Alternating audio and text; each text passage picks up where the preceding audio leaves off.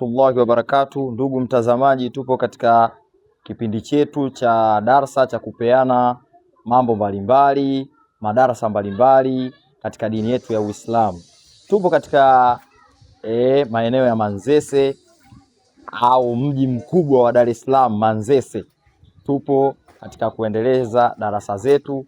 Tupo na shekhe wetu hapa pembeni, tutamuuliza namna gani, kwa sababu mwezi mtukufu wa Ramadhani unaingia, unakuja. Kwa hiyo tunaukaribishaje? Kwa sababu Muislamu linapokuja jambo la kheri inabidi tulipokee tena kwa kishindo. Inshallah, sogea huko kameraman. Mufti bwana,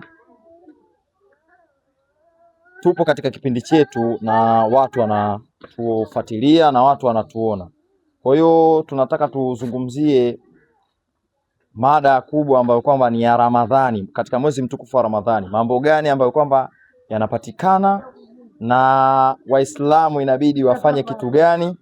Waislamu wafanye kitu gani ili tuweze kukaribisha mwezi mtukufu wa Ramadhani? Kwa hiyo karibu ndugu yangu. Jina lako unaitwa nani hapo habibi? Jina langu naitwa Ustadh Saidi. Ustadh Saidi. Ustadh Saidi kutoka wapi? Kutoka Manzese Tandale. Kutoka Manzese Tandale.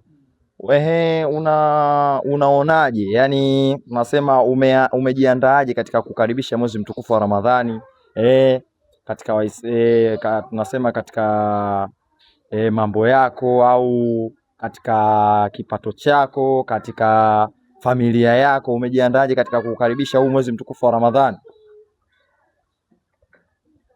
Kikubwa ndani ya mwezi huu wa Ramadhani ni kutenda mambo mema ambayo yatamfurahisha Mwenyezi Mungu. Utapojaliwa kutoa ile sadaka, utoe sadaka ili utengeneze kesho yako. Ni kikubwa sana hicho ndani ya mwezi wa Ramadhani.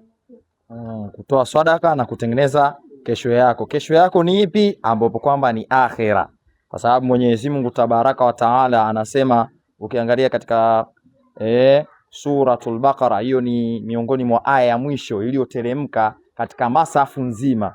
Wattaqu yawman turja'una ba'da a'udhu billahi minash shaitani rajim. Allah anasema wattaqu yawman turja'una fihi ila Allahi thumma tuwaffa kullu nafsin ma kasabat wa hum la yudhlamuna. Iogopeni siku ambayo kwamba kila nafsi italipwa kwa mambo ambayo kwamba imefanya. Siku gani? Siku ya Kiyama. Kwa hiyo ndugu zangu Waislamu, kama shekhe hapa alivyotuambia, tumche sana Mwenyezi Mungu katika mwezi mtukufu wa Ramadhani, tutoe sadaka. Wabillahi tawfiq, wassalamu alaikum wa rahmatullahi wa barakatuh.